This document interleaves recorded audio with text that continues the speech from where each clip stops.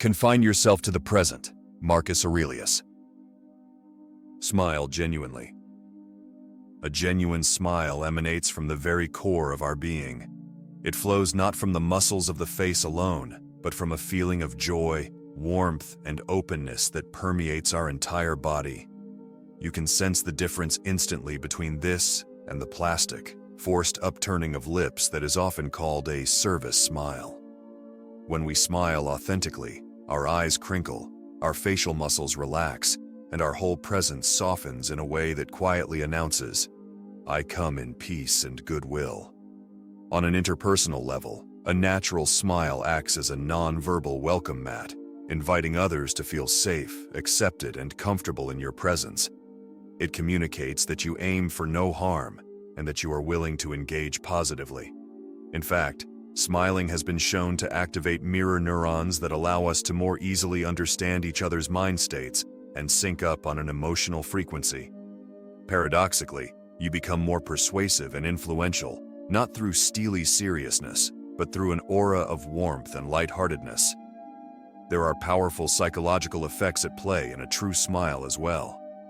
When we smile, our bodies release neurotransmitters like dopamine, serotonin, and endorphins that elevate our mood and reduce stress hormones. Smiling has even been shown to boost our immune function and physical health. But beyond that, flashing someone an authentic grin actually inspires them to mirror that expression back, triggering their own biological feel-good responses.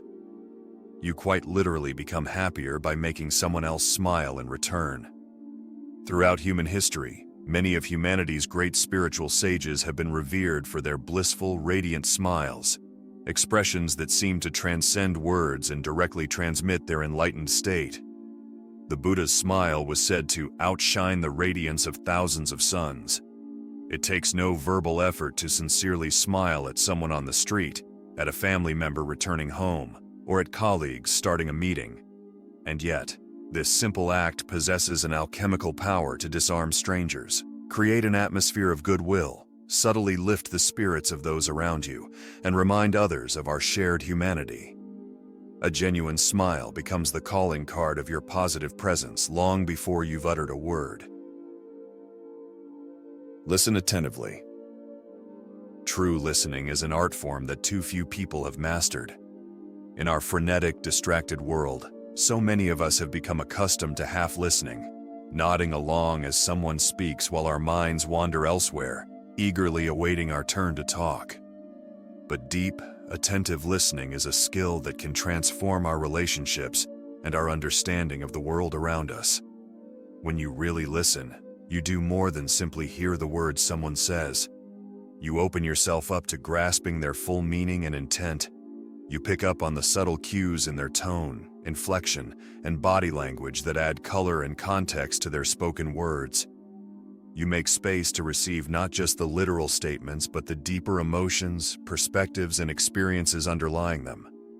Listening in this way requires being truly present. It means quieting the constant chatter in your own mind and letting go of the thoughts about what you'll say next. It's allowing yourself to be consumed, if only for a few moments, entirely by someone else's experience of the world. This practice of presence, being fully engaged with the person in front of you, is a powerful gift you can give to others. When people feel deeply heard and understood, it creates a profound sense of connection and validation. So many interpersonal conflicts and misunderstandings stem from people feeling that their perspectives and feelings were not fully recognized or acknowledged. But when you devote yourself to listening without judgment, you open a sacred space of empathy and mutual understanding. Beyond simply improving your relationships, attentive listening is also key to becoming a wiser, more perceptive person. The more you can suspend your own preconceptions and truly take in other viewpoints, the more your own perspective expands. You begin to see the nuance, complexity, and validity of worldviews that may have once felt alien. Your own opinions are stress-tested against other modes of thought, evolving in a continuous dance of adaptation. In many ancient traditions, the practice of sacred listening is seen as a spiritual discipline, akin to meditation or prayer. Walking a path of humility, patience, and respect, where deep listening becomes a way of embodying wisdom and connection to all life. Jewish philosophers wrote of Shama, a form of listening that goes beyond the ear to engage the entire soul. When someone speaks to you, give them your full attention, as if their words were precious, sacred things. Release your own mental chatter and be fully present with them. Meet their experiences and perspectives with an open heart and mind. Maintain eye contact. Eye contact is a primordial form of human communication that predates spoken language itself. From the moment we are born, we instinctively make eye contact with our caregivers, using those precious microseconds of connection to feel seen, understood, and loved.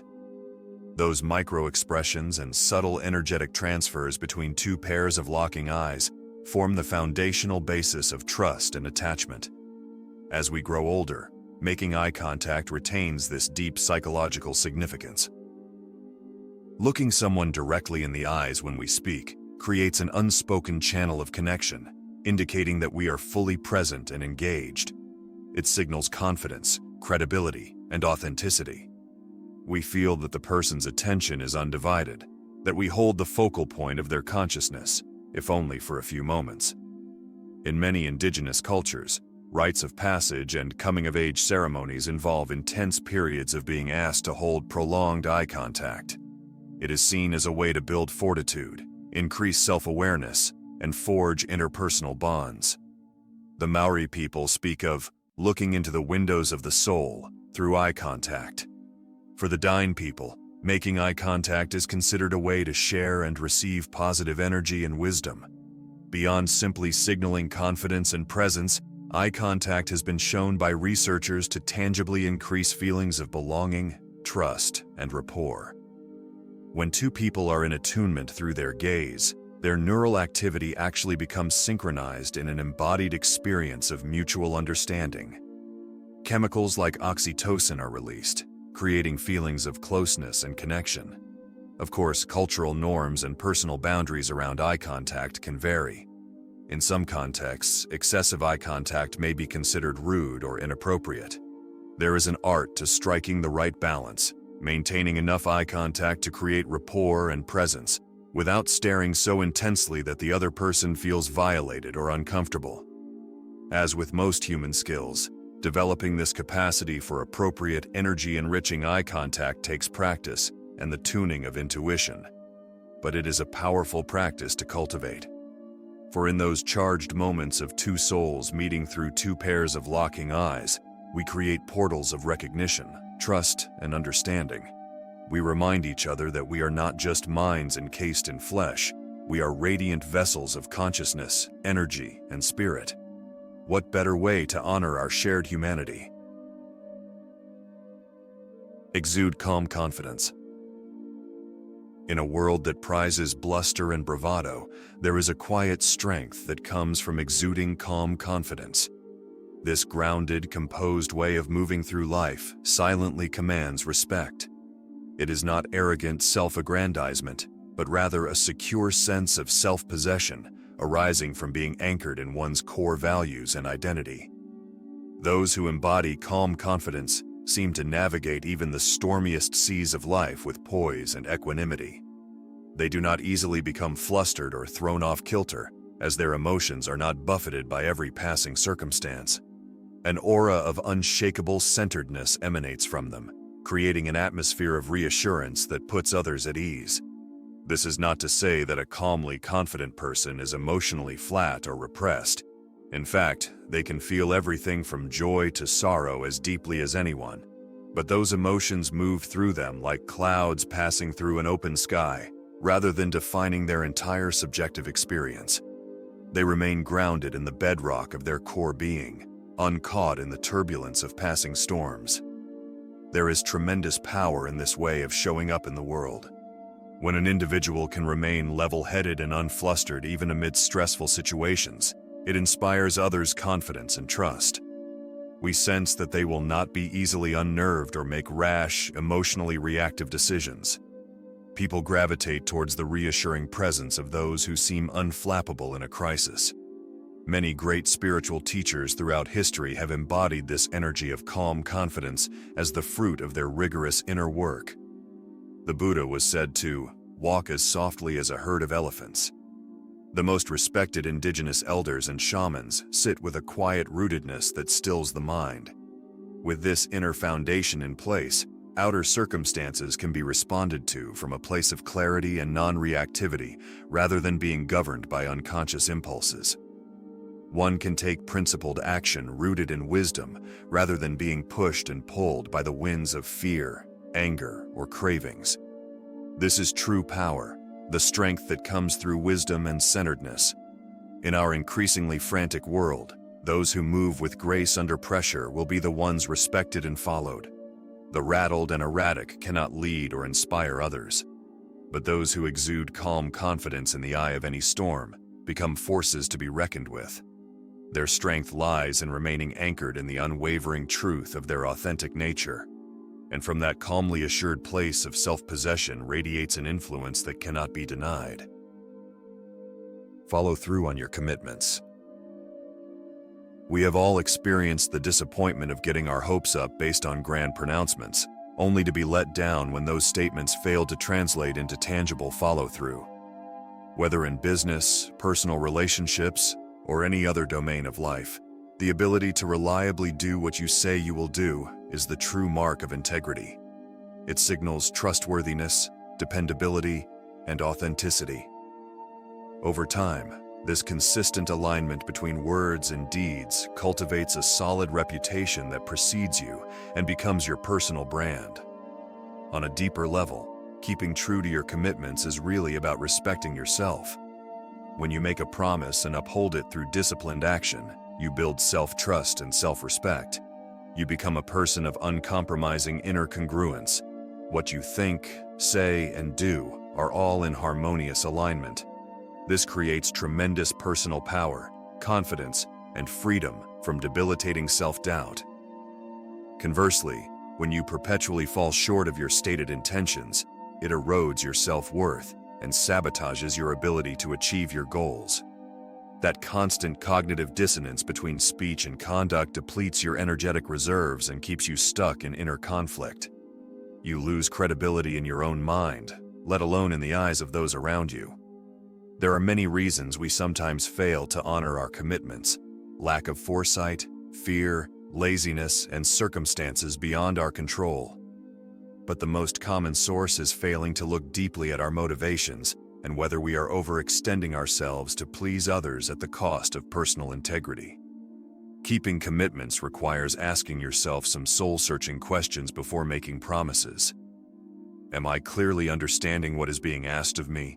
And do I have the resources to fulfill it? Is this truly aligned with my core priorities and authentic goals? If not, do I need to have an honest discussion to renegotiate expectations? Once you have consciously and realistically set an intention, then the work of diligent follow-through begins. This is where self-discipline, grit, and impeccable time management become critical. You may need to say no to other opportunities that would derail you. You may need to rally your inner motivation by continually returning to your why. You may need to ask for help or course correct if you stumble, but ultimately, nothing builds a stronger reputation and character than the ability to make a heartfelt vow and then put in the work to make it a reality, no matter what obstacles arise.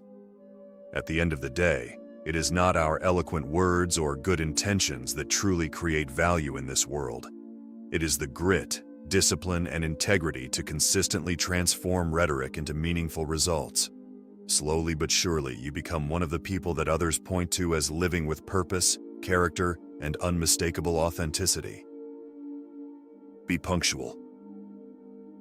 In our frenetic, overscheduled age, there is perhaps no greater sign of respect than being punctual. When you make a concerted effort to arrive precisely when you say you will, you honor the value of someone else's time in a tangible way. Punctuality is the embodiment of the old adage that time is money. By being present at the agreed-upon moment, you signal that you regard the time of others as a precious commodity. Being routinely late, on the other hand, conveys the exact opposite message. It says, in effect, My time is more valuable than yours. My defaults, whims, and inability to plan take precedence over the arrangements we made. This lack of regard for others' schedules creates a subtle form of discourtesy and disrespect that gradually erodes trust and credibility over time. Of course, occasional tardiness due to forces beyond one's control, like an accident or transit delay, is understandable. But when chronic lateness becomes a pattern, it reflects poor planning, a lack of accountability, or just plain selfishness and a lack of discipline. It imposes the reality of your shortcomings on those around you, forcing them to sacrifice their own time and priorities to accommodate your timing. In many cultures, being late is even seen as embarrassingly rude and inconsiderate. The famous Canadian tardiness is often met with grimaces of disapproval.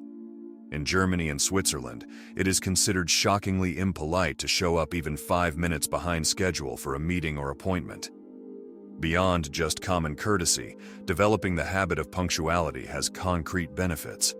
It reduces stress and the frantic rushing that so often results from chronically underestimating how long it takes to arrive. It inspires confidence and trust in others that you are a reliable, accountable person of your word. It allows for calm preparedness and presence of mind, rather than a flustered, discombobulated entry.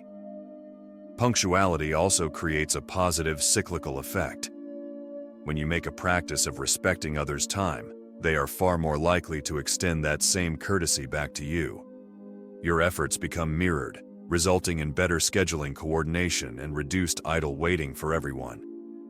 A virtuous cycle of mutual considerateness emerges. Those who have mastered this art understand that it goes beyond just being polite. It is a demonstration of respect for that most precious and irretrievable resource of all, time itself. And in doing so, punctuality becomes a powerful way to engender the very reliability and trustworthiness it represents. Practice generous body language. The way we hold and move our physical forms, our posture, hand gestures, facial expressions, and overall body language conveys a rich, nonverbal subtext that can either amplify or undermine our verbal messages. Practicing generous and expressive body language is an art that allows us to embody our ideas more fully and connect with others on a deeper, more energetic level. When we are closed off or stiff in our physical presence, it creates an invisible barrier of tension that inhibits true openness. Our hunched shoulders, faces turned inward, and lack of illustrative gestures project a guarded holding back of our full expressive capacity. We appear constricted, which can make others unconsciously mirror that contraction or doubt our authenticity.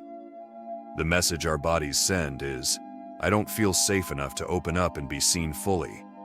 In contrast, when we widen our stance, spread our arms, use our hands expressively, and allow our faces to animate our words through diverse micro-expressions, we become energetically generous in a way that invites others to tune into us more attentively.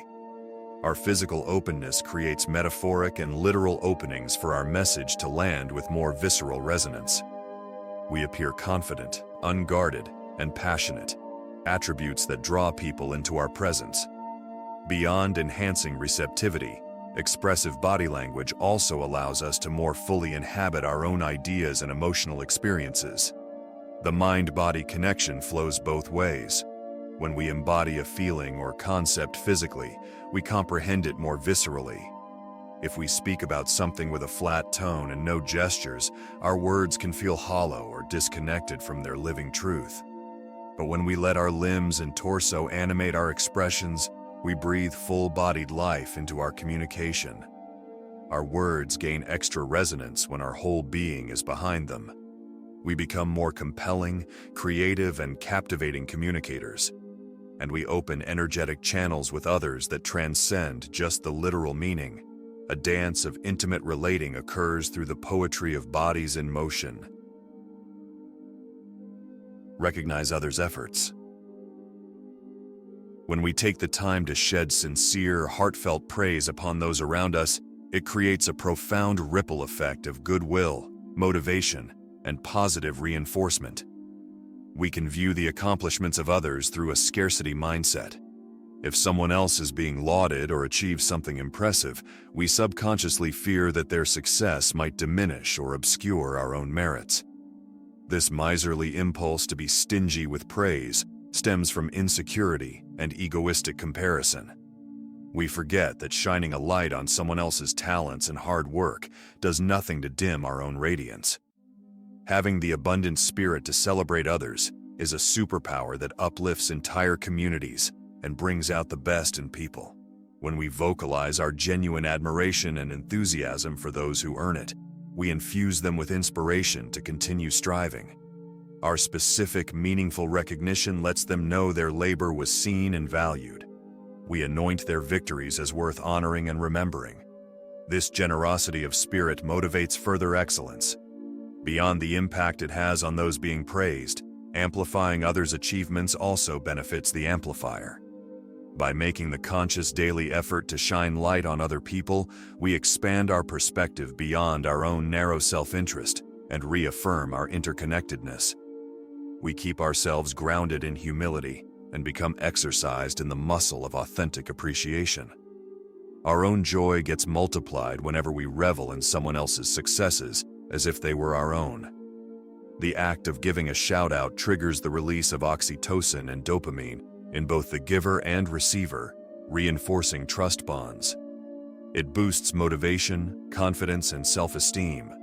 It literally makes us feel more connected and invested in each other's growth.